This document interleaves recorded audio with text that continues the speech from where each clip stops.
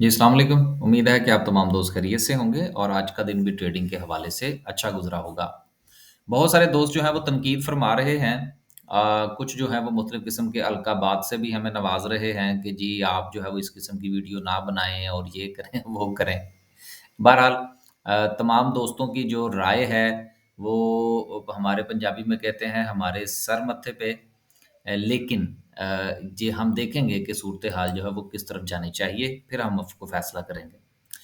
आज मार्केट ने 200 पॉइंट्स निकाले। मेरी ज़ाती तौर पर ये राय थी और कुछ कैलकुलेशन भी थी कि मार्केट को कुछ 400 पॉइंट्स नेगेटिव होना चाहिए। और एक वक़्त में मार्केट अच्छा खासा डाउन गई भी, लेकिन उसके बाद मार्केट ने रिकवर किया। आप 1 से 2 चीज़ें जो हैं, उनको आप ज़हन-नशीन रखिएगा कि चीज़ें जो हैं, वो मैं पॉलिटिकली बात नहीं कर रहा कि वो किस तरफ जा रही हैं, मैं थोड़ा-सा ज़मीनी हक़ाइक़ की बात जो है, वो करना चाहूँगा आपके साथ। और उन ज़मीनी हक़ाइक़ को जो है, वो हम शुरू करेंगे, 2 ख़बरें हैं, उनको हम शामिल करेंगे, फिर हम आगे चलेंगे मार्केट की तरफ। पहली चीज़ जो है, वो ये है कि स्टेट बैंक ऑफ पाकिस्तान ने जो इज़ाफ़ा किया है इंटरेस्ट रेट के अंदर, वो सिर्फ़ 1% का किया है। जबकि जिस तरह से सूरत-ए-हाल दिन-ब-दिन जो है वो बिगड़ती चली जा रही है मुआशी तौर पर पाकिस्तान की, होना तो ये चाहिए था, बल्कि जो असम्पशन थी, जो रिपोर्ट्स आ रही थीं, वो भी ये थी कि इस बार भी स्टेट बैंक जो है वो कम से कम 2 से 3% का इज़ाफ़ा करेगा।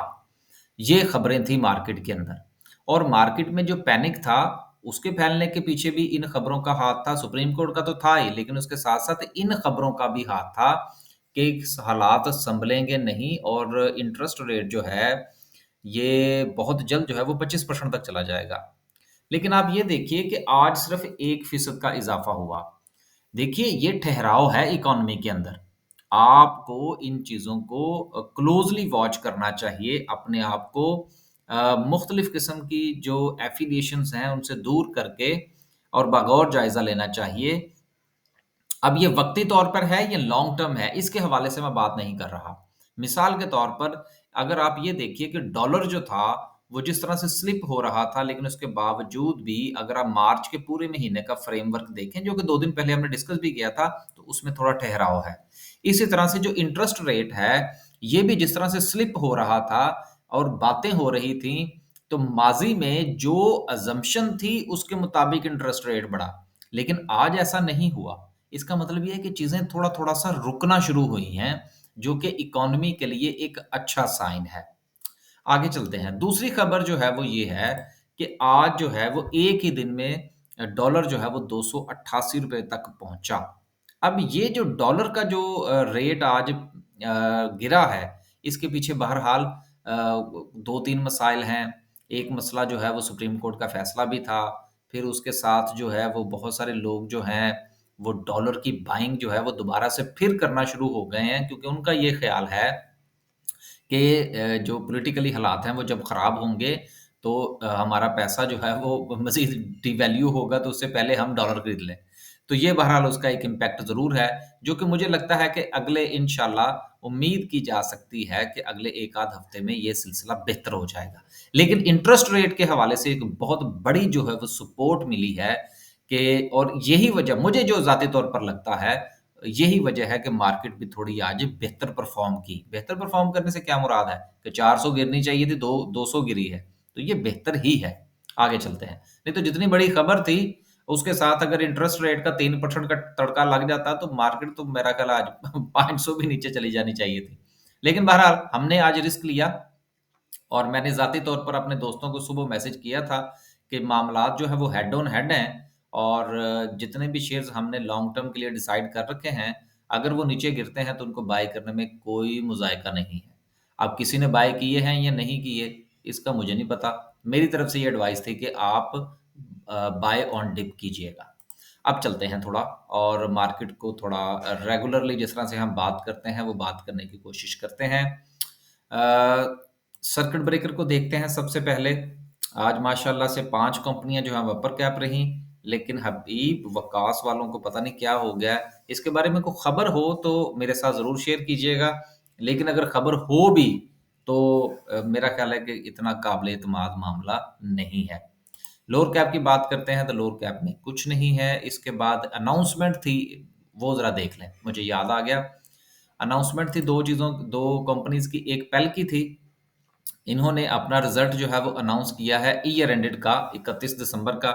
एक तो मुझे ये नहीं समझ आती कि एसईसीपी जो है पाकिस्तान स्टॉक मार्केट जो है, ये पता नहीं क्या वो हमारे वो क्या क्या कहते हैं भंग पी के सोए हुए हैं, कि इन लोगों को इतनी नहीं समझ आ रही कि कंपनीज़ जो हैं वो रिज़ल्ट जो हैं वो अगले क्वार्टर का भी आना जो है सर पे आ गया।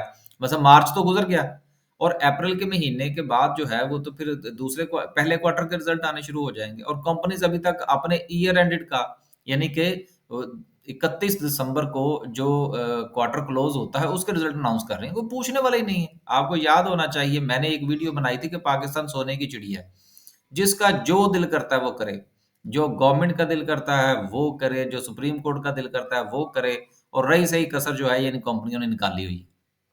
तो ठीक है, दिन दुगनी और रात चौगुनी तरक्की बिज़नेसेस जो हैं वो पाकिस्तान में ही कर सकते हैं। दुनिया में जितनी थोड़ी-सी दुनिया मैंने देखी है, वहाँ पर तो सर जी हाथ बँधे होते हैं। इदारे जो हैं वो एक ईमेल पे आपको लटका देते हैं। तो ये तो देखें ना, बहरहाल मुझे तो पता है इन्हें उन्हें देना-दिलाना कुछ नहीं है, लेकिन बात करने का मतलब ये है कि दिसंबर है, क्लोजिंग दिसंबर की है, चलो बंदा जनवरी में दे दे और यार फरवरी में दे दे। ये अगला क्वार्टर खत्म होने से पहले-पहले ये चीज़ बाइंडिंग होनी चाहिए कि कंपनीज़ जो हैं वो रिज़ल्ट अनाउंस करें। लेकिन चलें, ऐश ही करने दें। हमारा काम है बात करना, हम कर देते हैं। किसी को अच्छी लगे या ना लगे।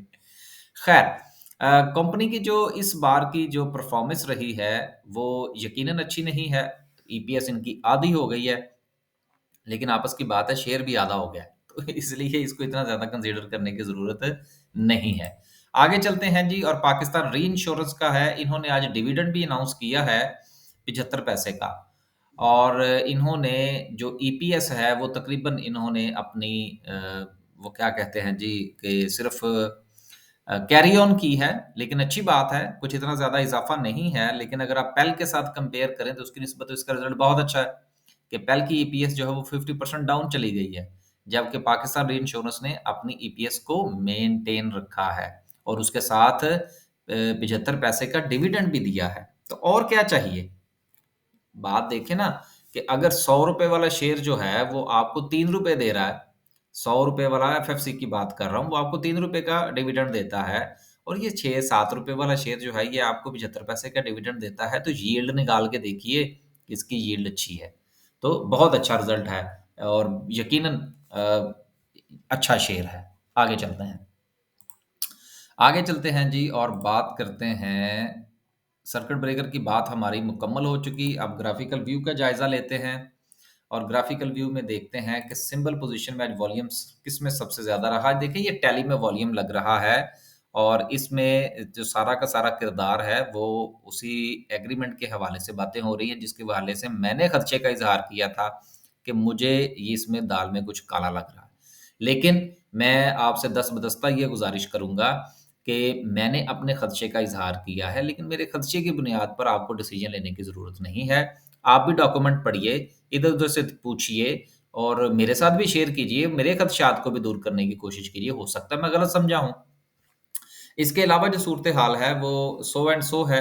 बीओपी के हवाले से एक दोस्त ने पूछा था कि जी ये इतना नीचे क्यों जा रहा है? इस पर बात मैंने कर दी थी कि बीओपी के अंदर होल्स बहुत सारे हैं और फिर उसके अलावा इन्होंने बोनस और इस किस्म के राइट इश्यू कर कर के तो और जित परवेज़ इलाही साहब के इस बार के नहीं, ये आज से मेरा ख़्याल है कि 2 अदवार पहले की बात है, उस वक़्त ये स्कैंडल भी आया था कि इन्होंने कुछ शुगर मिल्स जो थी वो बेची थी, खरीदी थी। तो उसमें इन्होंने झुर्लू चलाया था और बीओपी को अच्छा खासा थूक लगा था। तो उस वक़्त के बाद से ये बेचारा उठ नहीं सका, लेकिन अभी भी इसकी ईपीएस जो है वो बहरहाल इतनी बुरी नहीं है। ₹4 का शेयर है, ₹1 का डिविडेंड मिल जाता है या 10% का वो बोनस दे देता है, और क्या चाहिए आपको यार? आगे चलते हैं और बात करते हैं आज की कैंडल की। कैंडल से पहले थोड़ा-सा हम जायज़ा लेंगे कि आज मार्केट की जो सूरत-ए-हाल है, इसमें वो जो गोल दायरा है, वो क्या कह रहा है? गोल दायरा ये कह रहा है कि मार्केट जो थी, वो बहुत ही अंडर प्रेशर थी। सीमेंट के हवाले से भी मुझे एक बात याद आ गई, सीमेंट की सेल्स जो हैं, वो गिरी हैं। यार, ये जो इस किस्म के डाटा होते हैं ना, इनको थोड़ा-सा हमें देखें, किसी वक़्त अभी आप अगर पिछले महीने का डाटा निकाल के देखें तो वो कह रहे थे कि जी सेल्स में इज़ाफ़ा हो गया। अब डाटा आया जी सेल्स में कमी हो गई। ये बाज़-औक़ात जो डाटा होता है जो आप यूँ समझ लीजिए जो हिंसे होते हैं ना उनके साथ ये खेलते हैं। आप ये स्टैटिस्टिक्स एक बड़ी बुरी चीज़ है। इसमें आप बाज़-औक़ात अपनी मर्ज़ी का मतलब निकालने के लिए फ़ॉर्मूला ऊपर-नीचे करें तो वो मतलब अपनी मर्ज़ी का निकल आता है। तो इसलिए थोड़ा-सा गौर-व-फ़िक्र करके तो फिर इनके ऊपर कान धरा करें। मैंने बहरहाल वो चूँकि वो खबर भी देखी थी, लेकिन मैंने इसके ऊपर इतने खब ख जो है वो कान नहीं धरे। मेरा ये था कि मैं पहले जो इन्होंने पिछले महीने खबर इश्यू की थी, मैं उसके साथ इसको कंपेयर करूँगा। कंपेयर करके फिर मैं इसमें से देखूँगा कि आया कि ये कहीं ऐसा तो नहीं है कि किसी ने पिछली मर्तबा जो था वो किसी ने गवर्नमेंट को खुश करने के लिए खबर दे दी हो और इस बार जो है वो गवर्नमेंट को की बैंड बजाने के लिए खबर दे दी हो। तो देखिए हमारा तो लगा हुआ है भाई पैसा, तो हमारा तो किसी के साथ कोई लेन-देन नहीं है कि कौन किसको खुश करता है। हमने तो ये देखना है कि डाटा जो है वो दुरुस्त होना चाहिए। तो इसलिए डाटा देखेंगे तो फिर बात करेंगे। मुझे थोड़ा-सा ना उसमें दाल में काला लग रहा है, जो सिमट वाली न्यूज़ थी। तो आगे बढ़ने से पहले चूँकि दुनिया के अंदर जो है वो दोबारा से फिर पेट्रोल के हवाले से प्राइसेज़ इंक्रीज़ होने लगी। क्रूड ऑयल की प्राइसेज़ इंक्रीज़ हुई हैं 6%। तो इसका इम्पैक्ट अगर हमारे हालात बेहतर होते हैं तो ओजीडीसी, पीपीएल और पोल पर आएगा पॉज़िटिव। अब चलते हैं आगे और कैंडल को डिस्कस करते हैं। आज की कैंडल अच्छी कैंडल है, बहुत अच्छी रिकवरी है, आधी रिकवरी कर गई है आज। 400 पॉइंट्स को गिरते-गिरते जो है वो 200 पॉइंट्स तक ले आई है। वॉल्यूम भी बस सो एंड सो ठीक ही था। अब दुआ ये करें कि जो हालात हैं पॉलिटिकली वो ठीक हो जाएँ। सुप्रीम कोर्ट ने डंडा तो फेरा है इस हुकूमत को, लेकिन अब देखें कि ये कितना उसके ऊपर अमल करते हैं, जो कि मुझे तो होता हुआ नज़र नहीं आ रहा। और वैसे भी ये नॉन लीग की आदत रही है कि ये 100 प्याज़ भी खाते हैं और 100 जूते भी खाते हैं और फिर काम भी करते हैं। अल्लाह हाफ़िज़ जी।